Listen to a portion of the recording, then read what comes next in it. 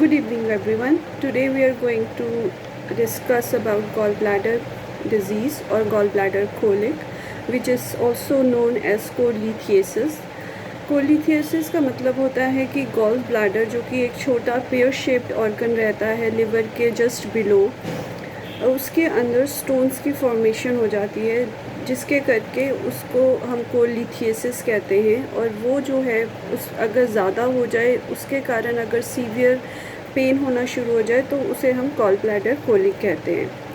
Basically ये harden deposit होता है within the fluid of the gall bladder, तो जिसके कारण वो स्टोन्स बनते हैं। और ये छोटा सा ही ऑर्गन रहता है just under the liver, but it is very important in the absorption and digestion of fat within the body, because it contains bile that is important for fat digestion.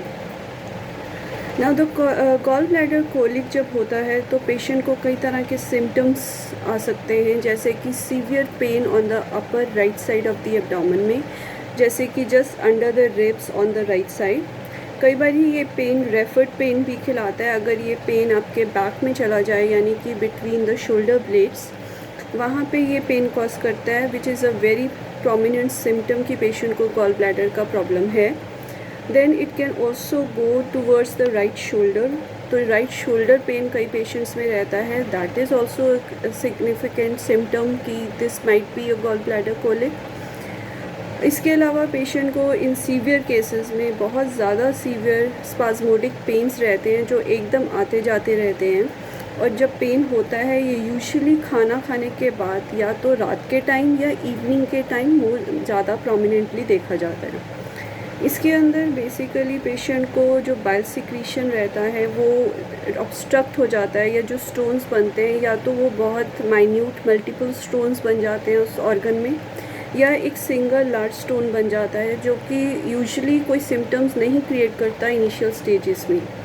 But अगर ये stones जो हैं आपके bile duct में, जो कि duct होती है जो गॉल ब्लैडर से कनेक्ट होके आपके बाहर निकलती है लिवर की तरफ टुवर्ड्स द स्मॉल इंटेस्टाइन, सो वो जो वहाँ पे अगर ये स्टोन स्टक हो जाए तो दैट में cause severe pain to the patient.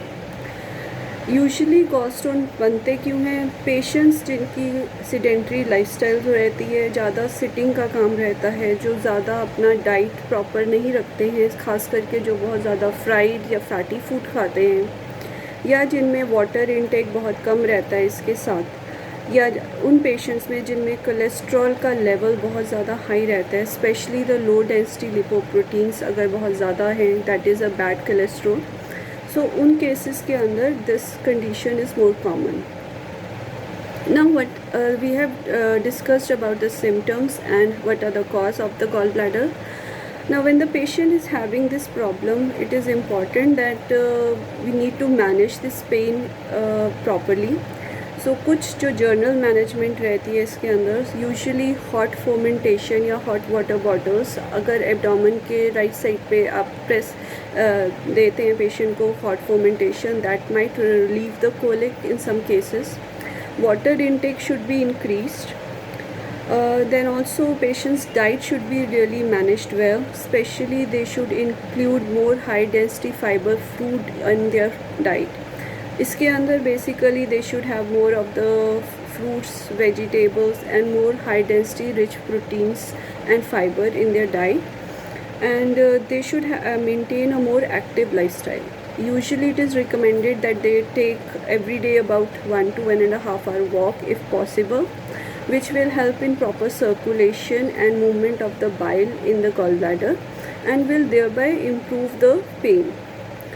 But however इन कुछ केसेस में दिस इज़ नॉट feasible और पॉसिबल नहीं रहता, क्योंकि पेशेंट को बहुत सीवियर पेन होना शुरू हो जाता है, and in that case emergency management is needed. इन एमरजेंसी मैनेजमेंट के लिए we have many homeopathic medicines that might be helpful.